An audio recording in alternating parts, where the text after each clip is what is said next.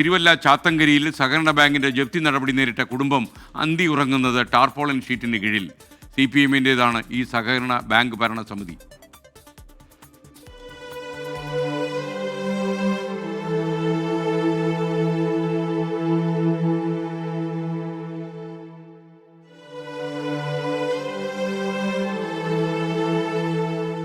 ചാത്തങ്കരി സ്വദേശി KJ അനിയൻ കുഞ്ഞിന്റെ 4.5 സെന്റ് ഭൂമിയും അതിലെ വീടുമാണ് തിരുവല്ല അർബൻ സഹകരണ ബാങ്ക് ജപ്തി ചെയ്തത്.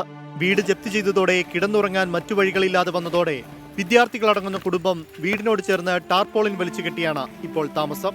നമുക്ക് കോവിഡ് വന്നപ്പോഴും നമുക്ക് തിരിച്ചടവും മുടങ്ങി, പലിശ വീണ് കൂടിക്കൊണ്ടേയിരുന്നു. അതിന് ശേഷം അച്ഛനും അമ്മയും രണ്ടുപേരും ഏകദേശം ഒരേ വർഷത്തിൻ്റെ ഇടയിലാണ് മരിക്കുന്നത്. പിന്നെ അടവ് മുടങ്ങിയതിന് കാരണം വീണ്ടും പലിശ കൂടിക്കൊണ്ടേയിരുന്നു. കഴിഞ്ഞ മാസം 22-നാണ് അനിയൻ കുഞ്ഞിന്റെ വീട് ബാങ്ക് ജപ്തി ചെയ്തത്. 2018-ലെ പ്രളയത്തിൽ വീട് പൂർണ്ണമായും തകർന്നു. തുടർന്ന് ഷീബയുടെ സ്വർണ്ണാഭരണങ്ങൾ പണയം വെച്ച് പുതിയ വീടിന്റെ പണി തുടങ്ങി. പണം തികയാതെ വന്നതോടെ 4.5 സെന്റ് വസ്തു പണയം വെച്ച് 2020-ൽ 3 ലക്ഷം രൂപ തിരുവല്ല അർബൻ സഹകരണ ബാങ്കിൽ നിന്ന് വായ്പയെടുത്തു. ഇതിനിടയിൽ അസുഖബാധിതയായ രണ്ടാമത്തെ മകളെ സ്വകാര്യ മെഡിക്കൽ കോളേജ് ആശുപത്രിയിൽ ചികിത്സിപ്പിക്കേണ്ടി വന്നു. ചികിത്സയ്ക്ക് വലിയ തുക ചെലവായതോടെ വീട് പണി നിലച്ചു. ഒപ്പം വായ്പാ തിരിച്ചടവും. അടച്ചതിനത് 65,000 രൂപയിലും പലിശയിലാണ് അവർ പിടിച്ചത്.